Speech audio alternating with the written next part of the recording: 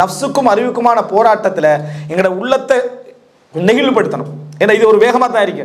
நெகிழ்வுபடுத்தணும்டா இந்த மவாஇதுகள் ரகாஇக்கள், அதை நம்மட காலத்தில் எப்படி சொல்கிறோம்னா தர்பியா உரைகள், விளங்கிட்டா? இந்த தர்பியா உரைகள், இந்த தர்பியா உரைகளில் நம்முடைய பேச்சும் விளக்கங்கள் என்பதை தாண்டி இந்த ரகாயிக்குகளை வாசிச்சோம்டா, எது அன்றைய கால அறிஞர்களுடைய இந்த ரகாயிக்குகள், இந்த மவாஇதுகள், உபதேசங்களை வாசிச்சோம்னு சொன்னால் ஒரு அற்புதமான ஒரு உணர்வோடு நம்ம வெளியே போவோம். இப்போ உதாரணமாக நீங்கள் பாருங்கள், அவங்க அணுகின முறைகளை அதை எப்படி அணுகிறாங்கன்னு சொல்லி சுஃபியான் சௌரி ரஹிமஹுல்லா அவர்கள் கேட்குறாங்க முன்னாள் உங்கள்கிட்ட.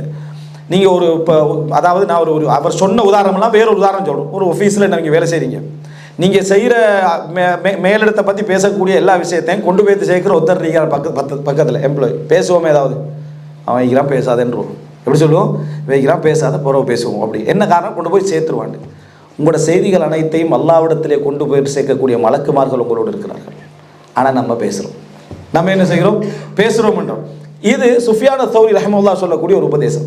இது மனசில் எப்படி போய் பதியுது, அதை சொல்லுகின்ற விதம், நம்ம இதை தெரிஞ்சு தான் இருக்கிறோம். மலக்குமார்கள் எங்களுடைய செய்திகளை இறைவிடத்திலே கொண்டு போய் சேர்க்கன்னு தெரிஞ்சுக்கிறோம். ஆனால் அதை பதிய வைக்கிற முறை வந்து என்ன தெரியுமா? உபதேசம். அது பதிய வைக்கிற முறை வந்து உபதேசம். இந்த உபதேச உணர்வுகள் வந்து உள்ளத்தில் திறக்காத சிந்தனைகள் எல்லாம் தான் என்ன செய்யும்? திறந்து விடும். திறக்காத சிந்தனைகள் எல்லாம் திறந்து விடும். இப்போ அபு அம்ர் இப்னுல் அலா என்ற ஒரு அறிஞர் ஒரு உபதேசம் சொல்றாரு. மவாஇத் என்று சொல்றது அதுல சில நம்ம அதாவது கெட்டு போகாமல் இருக்கிறதுக்கான நிறைய வழிகாட்டல்களை உள்ளடக்கி இருக்கும். அவர் சொல்றாரு, குன்மினல் கரீமி அலா ஹதரின் இதா அஹந்தஹு, சங்கையான உனக்கு சங்கை செய்தவனை நீ அவமானப்படுத்தி விட்டால், உனக்கு சங்கை செய்தவனை நீ அவமானப்படுத்தி விட்டால் கவனமாக இருந்து கொள். கண்ணியமாக உன்னையோட நடந்தவனை அல்லது உன்னை சங்கைப்படுத்தியவனை நீ அவமானப்படுத்தி விட்டால் மிக கவனமாக என்ன செய்? இருந்து கொள். வமினல் லஈமி இதா அக்ரம்த, இழிந்த நிலையில நடக்கக்கூடியவனை நீ கண்ணியப்படுத்தி விட்டால் கவனமாக இருந்து கொள். நினைச்சு பாருங்க, நம்ம சிந்திக்கிற கோணமா இது. அதாவது கண்ணியமானவனை நீ அவமானப்படுத்தி விட்டால் மிகவும் கவனமாக இருந்து கொள். இழிந்த நடத்தை உள்ளவனை நீ கண்ணியப்படுத்தி விட்டால் அப்போ கவனமாக இருந்து கொள். ஏண்டா என்றைக்கு அவனால தான் உனக்கு என்ன அழிவா இருக்கும். நீ அவனை வச்ச இடம், ஏன்னா அவனுக்கு வைக்காத இடத்த நீ கொடுத்துட்டாய், அதை விட அவன் விரும்ப மாட்டான்.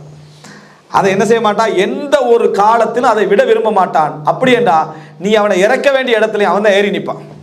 அந்த இடம் உனக்கு என்ன செய்யும்? ஒரு அழிவை கொண்டு வந்து சேர்க்கும் அப்படி என்றார். அது மாத்திரமல்ல, வமினல் ஆக்கலி இதா ஹரஜ்தஹு, சிந்தனையோடு நல்லா இருக்கக்கூடியவனை சங்கடப்படுத்தி விட்டாலும் கவனமாயிரு. ஏன்னா அவனோட சிந்தனை அவனை என்ன செஞ்சிடும்? அதாவது உன்னை தாக்கிவிடும். வமினல் அஹ்மக்கி இதா ரஹிம்தஹு, மடையனாக இருக்கிறவனுக்கு நீ கருணை காட்டிட்டேன்னா கவனமாக இருந்து கொள். மடையனாக இருக்கக்கூடியவனுக்கு கருணை காட்டிவிட்டால் கவனமாக இருந்து கொள். வமினல் ஃபாஜிரி இதா ஆஷர்தஹு, கெட்டவன் என்று விளங்கி நீ பழகிட்டேன்னு சொன்னா அதுக்கு பிறகு என்ன செஞ்சிரு? மிகவும் கவனமாக இருந்து கொள். வலைஸ மினல் அதப் அன் துஜீபமல்லா யஸ்அலுக், உனக்கு கேட்காதவனுக்கு பதில் சொல்றது அதபல்ல. உன்னை கேட்கவே இல்லை, பாஞ்சு கொடுத்து பதில் சொல்லிடுறது, விளங்கிட்டா? இது வந்து என்னது? அதபே கிடையாது. இது வந்து இன்றைக்கு நீங்கள் வெறுமனே நேரடியாக யோசிச்சு வந்த காலத்தில் எடுங்க, வாட்ஸ்அப் குரூப்பில் 1000 பேர் இருப்பான், பாஞ்சு கொடுத்து எல்லா கேள்விக்கும் ஒருத்தர் பதில் சொல்லி கேட்டிப்பார். எதை போட்டாலும் வந்து என்ன செஞ்சிருவாங்க? பதிலை சொல்லிடுவாங்க. தெரிஞ்சு தெரியாது அது செஞ்சதில்ல பதில், விளங்கிட்டா? என்று உணர்த்த கேட்கப்படாத இல்லாதத நீ என்ன செய்யாத? பதில் சொல்வது ஒழுக்கம் கிடையாது. அவ் துஹத்திதம் அல்லா யுன்சி துலக், உங்களுக்கு செவிமடுக்காதவனோடு பேசுவதும் அதபல்ல. இப்போ இது ஒரு உபதேசமான இடத்துல கிடைக்குமா? சும்மா ஒரு ஜென்ரலான இடத்துல கிடைக்குமா? நம்ம உள்ளத்தை சரி செஞ்சு கொள்றதுக்கு இதை மட்டும் நம்ம சரி செஞ்சு பண்ணுவீங்களே, நிறைய புறம் பேச மாட்டோம், கோல் பேச மாட்டோம், கெட்டவர்களோட பழகிறதுக்கான அந்த சந்தர்ப்பங்களை விலகி கொள்வோம், யாரோட எப்படி டீல் பண்ணணும் என்ற ஒரு மன உணர்வு என்ன செய்யுது? கேட்டு. இது எல்லாமே எதில் வரும்டா? மவாஇத், உபதேசங்கள், அதப் என்ற பகுதியில் என்ன செஞ்சிடும்? வந்துடும். இதை ரகாயிக்கன் அந்த காலத்தில் இன்றைக்கு நம்ம என்ன செய்கிறோம்? தர்பியா வகுப்புகள் அல்லது ஈமானிய அமர்வுகள் என்ற அடிப்படையில் நம்ம சொல்றோம். இது அதிகரிக்கப்படணும். இன்றைய காலத்தில் அதிகரிக்கப்படும். இன்னொரு வார்த்தையில் அவங்க கையாண்டாங்க, என்னன்னா ஜுஹுத். ஜுஹுத் என்ற வார்த்தையில் நிறைய கையாண்டு. அதனால இஸ்லாமிய துறையில் வந்து உலகப்பற்றின்மை என்ற தொகுப்புகள் வந்து கிட்டத்தட்ட ஒரு 40-50க்கு மேலே என்ன செய்யுது? அந்த மாதிரியான நூட்கள் தனியாக ஜுஹுத்னா உலகப்பற்றின்மை அப்படின்றது. சுஃபியான் சௌரி ரஹ்மத்துல்லாஹி சொல்றாங்க, அதாவது ஜுஹுத் என்று சொன்னால் லைஸ ஜுஹுதுல் மால், லைஸ ஜுஹுதுல் யத், கையில் விட்டு விடுவதோ சொத்தை விட்டு விடுவதோ அல்ல. ஜுஹுதுல் கல்ப், உள்ளத்தில் அந்த பற்றின்மை என்ன செய்ய வேண்டும்? இருக்க வேண்டும். அதிகமாக உலகத்தை விமர்சிப்பவன் அதிகமாக உலகத்தை விரும்புவன் சொன்னாங்க. எப்படி? அதிகமாக உலகத்தை விமர்சிச்சுக்கிட்டே இருக்கிறான் தானே, அவன் தான் அதிகமாக உலகத்தை விரும்பிக்கிட்டே இருக்கிறான். இந்த உலகத்தை பொறுத்த வரைக்கும் நமக்கு ஒரு மரியாதை கிடையாது, வரட்டும் போகட்டும், இதே தான் அவர் டெய்லி பேசிக்கிட்டு இருப்பார். சரியா? இந்த மாதிரி ஆக்களுக்கு உலகம் பெரிய தலையில் இருக்கின்ற அர்த்தம். ஏன் அதனால தான் அடிக்கடி விமர்சிச்சிருக்கிறார். இது பெரிய சுமையாக இருக்கின்றதுனால தான் யார்கிட்ட கேட்டாலும் இந்த உலகத்தில் என்ன பிரயோசனம், நம்ம வாழ்ந்து என்ன செய்ய, என்ன கோட்டை கொத்தலம் கட்டி என்ன தான் பிரயோசனம், அவனுக்கு கோட்டை கொத்தலம் கட்டுற ஆசை அதிகம். அதனால் எல்லாத்தையும் கோட்டை கொத்தலத்தை விமர்சிக்கிறது, அதை விமர்சிக்கிறது, இதை விமர்சிக்கிறது அவன்கிட்ட பெரிய ஹெவியாக இருக்குது. இந்த உண்மையான பற்றுள்ளவன் சும்மா இருந்திப்பான், பட்டுட்டவன் இதில் என்ன பெரிய விஷயம் இருக்குன்னு அவன் நினச்சிக்கிறேன். ஏன்னா அவனுக்கு அது பெருசாகவே இல்லது. இவன் இதை போட்டு ஏன் இவ்வளோ அலட்டிக்கல்றான்னு சொன்னால் இது ஒரு அறிஞருடைய கூற்று. பிஷ்ருல் ஹாஃபி நினைக்கிறேன் அல்லாஹ், நீ யார் அதிகமாக உலகத்தை தம்மு பண்ணுறானோ அவன் அதிகமாக என்ன செய்கிறான், உலகத்தை பாராட்டி கொண்டிருக்கிறான், விரும்பி கொண்டிருக்கிறான் அப்படின்னு சொல்லு. இதே மாதிரி தான் உமர் இப்னு கத்தாப் ரலியல்லாஹு சொல்றான். இதெல்லாம் ஜுஹுதுல வரக்கூடிய விஷயம். மன் தம்ம நஃப்ஸஹு அமாமன் நாஸ் ஃபகத் மதஹ, மக்களுக்கு முன்னால் தன்னை விமர்சித்து கொண்டவர் மக்களுக்கு முன்னால் தன்னை புகழ்ந்து கொண்டார். மக்களுக்கு முன்னால் எனக்கு இந்த மற்றவனுக்கு போய் இது அதெல்லாம் நமக்கு பெரிய ஆசைகள் எல்லாம் எனக்கு என்ன இல்லை, அல்ஹம்துலில்லாஹ் அல்லாஹ் தந்தது போதுமான. என்னையை பொறுத்த வரைக்கும் மக்களோட பழகிறது அவ்வளோ. இது உன்னையே நீ ஏதாவது என்கிட்ட நிறைய குறைகள் இருக்குது, என்கிட்ட நிறைய குறைகள் இருக்குது, யாரோட எனது பேசுகிறடா கூட சரியாக இது வராது, நான் அதை பற்றி இப்படி பேசுனாங்கன்னு வைங்களே, என்ன செய்ய நமக்கும் புறம் பேசப்படத்தான் செய்யுது. அதிகமாக இப்படியே பேசிட்டுக்கிறாருண்டா. அப்படியே ஒரு இஹ்லாஸான ஒரு மனுஷன் அடிக்கடி தன் பாவத்தை பற்றி என்ன செய்கிறாரு, யோசிச்சு கண்டிக்கிறாரு, எந்த சிந்தனையை உருவாக்குறாரா இல்லையா. இதை இமாம் இப்னு தைமியா அல் கிப்ர் அல் முத்தஹஃபித் என்றார், பணிவான பெருமை என்றார். என்ன சொல்றாரு, பணிவான பெருமை, மக்களோடு மக்களாக கலந்து வாழக்கூடிய பெருமை. பெருமை உள்ளவனை லேசாக விளங்கிடு, இந்த பெருமை உள்ளவனை கண்டுபிடிக்கிறது மிச்சம் என்ன கஷ்டமான ஒரு விஷயம். இந்த மாதிரி நபர்கள், அதாவது இதை நம்ம விளங்கிட்டோம்னா செய்வோம், அதுக்கு பிறகு இதை விளங்கிட்டோம்டா நம்ம செய்வோமா. அப்போ இது ஒரு முக்கியமான ஒரு இடமா இல்லையா. இதை விளங்க வேண்டிய இடம் உலகப்பற்றின்மை என்ற பாபு அஸ்ஸுஹுத். விளங்கிட்டா, இந்த ஜுஹுதை பற்றி ஆரம்ப கட்டங்களில் அறிஞர்கள் இதை ஃபஸ்ட்டு இந்த மாதிரியான எண்ண கிடக்கைகளை பற்றி பேசுகிறத விரும்பலை. என்ன காரணம் என்றால் அவங்க நல்ல பற்றோடு இருந்தாங்க. இது அதிகமான சிந்தனைகளை கொண்டு மனசை இதாக்கிருமோண்டு. ஆனால் பிற்காலத்தில் அதை என்ன செஞ்சுட்டு டெவலப் ஆகி வந்துட்டு, காரணம் தேவைகள் என்ன செஞ்சன அதில் வந்தன, அதில் நிலை. அதான் ஹாரிஸ் அல் முஹாசிபின் ஒரு அறிஞர் தான் இதில் அதிகமாக கூடுதலாக இந்த ஹத்தராத் வஸ்வாசுகளை கவனம் எடுத்தவர். அப்போ நினைத்து பாருங்கள், ஜுஹுத் என்ற பகுதி. அடுத்த என்ன பகுதி, அல் வரா. ஜுஹுத் என்றா நமக்கு உலகப்பற்றின்மை. உலகப்பற்றின்மைன்னா நம்ம விரும்ப வேண்டிய இடத்துல விரும்பாமல் இருக்கிறது. வர என்றா நம்ம ஹலால் என்று ஒன்றை விளங்கியும் நமக்கு கிடைச்சியும் அதில் கொஞ்சத்தை தவிர்த்துடுறது. ஹலாலை என்ன செஞ்சிடுறது, கொஞ்சத்தை தவிர்த்துடுறது. அதில் ஹராம் கலந்துருமோ, அல்லது அதில் நான் தவறுக்கு போய் விடணுமா, அல்லது நான் இதுக்கு பிழைக்கு என்ன செஞ்சிடறேன் போய் விடுவேனோ என்ற இந்த சிந்தனை போக்கு வருது. இதன் காரணமாக என்ன செய்கிறது, அதாவது இதனால தான் பல இஸ்லாமிய அறிஞரோட வரலாற்றில் கான வரியான் ஜாஹிதன் என்ற வார்த்தை வரும். உலகப்பற்றின்மையுடையவராகவும் அதே போல ஜாஹிதாகவும், அதாவது பேணுதலுடையவராகவும் இருந்தார் என்ற வார்த்தைகள் நம்ம என்ன செய்யறோம் பார்க்கிறோம். அப்போ முக்கியமான ஒரு இடம் ஒரு முஃமினை பொறுத்த வரைக்கும் இந்த முஆலஜத்துல் கல்புக்குரிய பகுதிகளை எடுக்கிறது. இதில் ஒரு தவறான ஒரு அமைப்பு தான் சூஃபித்துவ வழிகேடு. இதை செய்ய பேத்து செய்தான் பாருங்க பாபு, நீங்கள் எந்த ட்ரெக்கில் வந்தாலும் சரி அங்கே ஒரு ரூட்டை என்ன செய்வான், ஜாயின் பண்ணிடுவான். விலகிட்டா நல்லா பேத்துட்டு இது என்ன நோக்கம், நம்முடைய உள்ளத்தை முஆலஜத்துல் கல்பை எப்படி நம்ம செய்து கொள்றோன்னா இடம், அந்த இடத்துல ஒரு ட்ரெக்கை கொண்டு ஜாயின் பண்ணி இதுவும் நல்லது தான் என்ன அதுக்குள்ளால கொண்டு போய் சூஃபித்துவ வழிகேடு. அது என்ன செய்ய ஆரம்பித்தாங்க அவங்கன்னு சொன்னால், சட்டைகளை பிச்சுக்கிறது. ஒரு சகோதரர் சொல்கிறாரு, என்ன நான் இந்த பணிவை உருவாக்குறதுக்காக வேண்டிய இந்த கிழிஞ்ச சட்டைகள் அதெல்லாம் உடுத்துட்டே பஸ்ஸில் போவேன். இதுக்கு பணிவை உருவாக்காமிக்கலுமே என்னட்ட சொல்லிட்டீங்களா இல்லையா. சரியா, இப்னு உமர் ரலியல்லாஹு உட்காந்துருக்கிறாங்க, ஒருத்தர் 2 ரக்காத் தொழுவிட்டிக்கிறாரு. தொழுது முடிஞ்சு சொல்கிறாரு, நேற்று தொழுகிறதுக்கு நான் என்னது மறந்துட்டு அதான் தொழுதேன், அப்போ இப்போ எனக்கு சொல்ல வாரீங்களான்னு கேட்டார். அவர் நேற்று வளமையாக தொழுகிறத இப்போ சொல்ல வாரீங்களான்னு கேட்டார் இப்னு உமர் ரலியல்லாஹு அன்ஹு.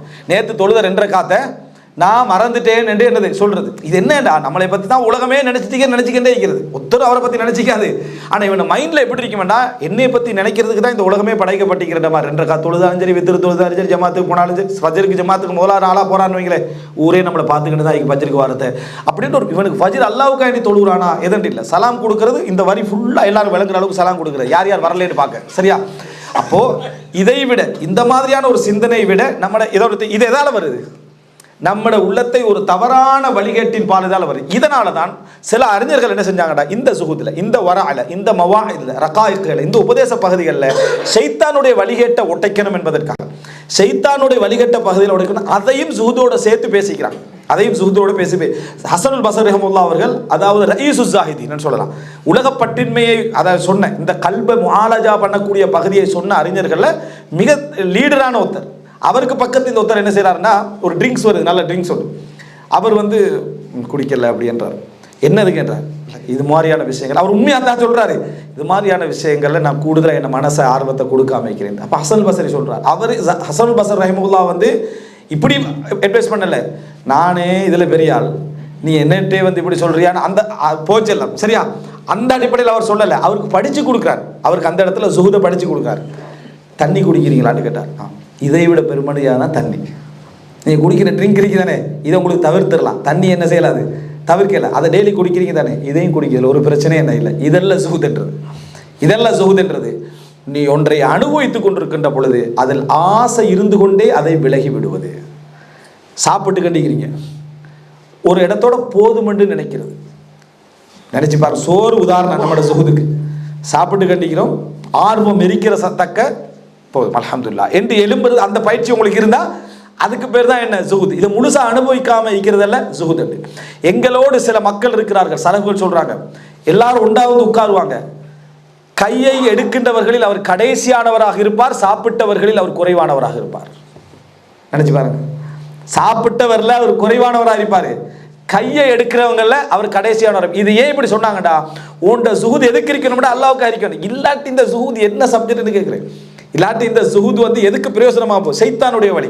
சாப்பிடுகின்றவர்களில் அவர் கொஞ்சமாக சாப்பிட்ருப்பார், எடுக்கின்றவர்கள் அவர் கடைசி நபராக என்ன செஞ்சிருப்பார், கை எடுத்திருப்பார். ஆனால் நம்மள உள்ளவங்களுக்கு அந்த சுகுதை நிரூபிக்கிறதுக்காக வேண்டி என்ன செஞ்சிருப்பா, பொதுவாக எனக்கு சாப்பாட்டில் அவ்வளோ இன்ட்ரெஸ்ட் உண்டு இல்லை சரியா, ஏண்டா இது என்ன, யார் கேட்டால் அவங்களோட வரலாறு தர்ஜுமால எழுத போகிறாங்க, யாருக்கா பிரயோசனமாக வரப்போகுதா. ஆனால் ஒன்டடா வந்து அவங்கள பற்றி விளக்கங்களை சொல்லுவாங்க என்னை பொறுத்த வரைக்கும் அப்படின்ட்டு சரியா. இதெல்லாம் எதனாலேண்டா அனானியத். நாங்கள் அல்பானால் ஒரு தடவை பேசினேன். அனானியத்னா தன்னை பிரதிநிதித்துவப்படுத்தக்கூடிய அந்த தன்மையுடைய விளைவு. அவரை பற்றி பேசினதாவே நினைக்கிறது, யாருக்கும் சத்தம் போட்டிப்பா இவரை கேட்ட மாதிரி தான் என்ன நினைப்பா. இவர்கள் தான் இந்த மாதிரி. இது இல்லாமல் ஆக்கொண்டு இப்னுல் ஜௌஸி இதெல்லாம் தொகுத்து எழுதின நூல் தான் தல்பீசு இப்லீஸ், இப்லீஸுடைய குழப்பங்கள் அப்படி என்றது. இது இப்னுல் ஜௌஸி. ஏனென்றால் சூஃபியாக்கள் அவர் அதில் பிரதிநிதித்துவப்படுத்தி எடுக்கிறதே சூஃபியாக்களை சைத்தான் குழப்பில் இருந்தால் 200-300 பக்கத்துக்கு என்ன செய்கிறார் எடுக்கிறார். ஏன் சூஃபியில் எதால் வந்தாங்க, உள்ளத்தை முஆலஜா பண்ணுறதுக்கு வந்தவங்க தான். சைத்தான் அதில் ஒரு வழியை திறந்து விட்டான், இந்த பக்கத்தால் போங்க, இதுவும் முஆலஜா தான் என்னது, அதில் ஒரு வழியை திறந்து விட்டான்றது நம்ம என்ன பார்க்குறோம். அப்போ இது ஒரு மிக பிரதானமான பகுதி, நம்ம தெரிந்து கொள்ள வேண்டிய இரண்டாவது கட்டம். சலஃபுகள் மட்டுமல்ல, பல அறிஞர் இன்றைக்கு அல்ஹம்துலில்லாஹ் அந்த வழி நேர்த்தியாக தெரிஞ்சதுனால நிறைய அழகான நூட்கள் விளங்கிட்டா. இப்போ சான்றோர்கள் பாடசாலை என்று சொல்லி தாருல் ஹுதாவால் ஒரு புத்தகம், சான்றோர் பாடசாலை என்று சொல்லி என்ன ஹசனுல் பஸ்ரி ரஹ்மத்துல்லாஹுடையது. இந்த மாதிரியான நூட்கள், அதே போல் உலகப்பட்டின்மைன்னு சொல்லி அதாவது அபுதாது தயாலிசிற புத்தகம் தமிழில் மொழிபெயர்ப்பு வந்திருக்கு. இந்த புத்தகங்கள் புகாரிலே நீங்கள் பார்க்கலாம், கிதாபுர் ரகாயிக்குன்னு ஒரு பாடமே, அதை எடுத்து நீங்கள் படிச்சுக்கிட்டு போயிட்டு பாருங்கள். உங்களோட உள்ளம் அற்புதமான செய்திகளை கொண்டு வந்து உங்களுக்கு என்ன செய்யும், உங்களுக்கு விளக்கங்களை கொண்டு வந்து தரும். நீங்கள் எதிர்பாராத செய்திகளெல்லாம் உங்களுக்கு கொண்டு வந்து என்ன செய்யும், விளக்கங்களை கொண்டு வந்து சேர்க்கும். இது இரண்டாவது கட்டம். அப்போது இரண்டாவது கட்டத்தில் முக்கியமான 2 பகுதி விளங்கிக்கணும். சலஃபுகள் எப்படி இந்த முஆலஜத்துல் இதயத்தை அதாவது சீர் செய்வதில், அதாவது இதயத்தோட முஆலஜான்னு சொல்கிறது என்னென்னா சீர் செய்வது பற்றி அதில் போராட்டம், அந்த அதை எப்படி கையாளுதல் என்ற விஷயத்தில் எப்படி நடந்து கொண்டாங்க. மூணாவது அதில் சைத்தான் எப்படி வழிகேட்டை என்ன செய்தான் உருவாக்கினான் என்பதை நம்ம என்ன செய்ய வேண்டும், அதில் புரிந்து கொள்ள வேண்டும்.